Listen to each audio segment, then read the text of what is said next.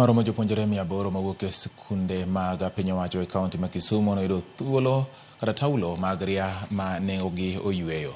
Chenrono mane ochaka yanga odiochieng' ma kawuono onywando tiyo kod simu mar ong'we yamo e yudo taulo ma kamago e sikunde. Simbego miyo jopuonjre kod jonyuol thuolo mar timo chudo ma mos motelo na yudo taulo mag ria. Kaluwore gi jal mane obiro kod chenrono, Nancy Nyaleso, ne ochako chenrono kaluwore kod kwan mamalo mag jopuonjre manyiri ma rem matiyo kod taulo mag ria e kinde ma gineno malo kaluwore gi nengo mag taulogo mani malo.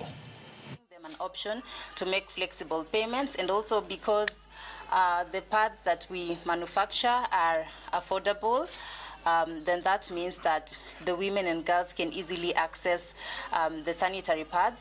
We've also been working closely with different partners who provide sanitary pads at subsidized costs, so then the girls can be able to access it at a price that's lower than that of the market.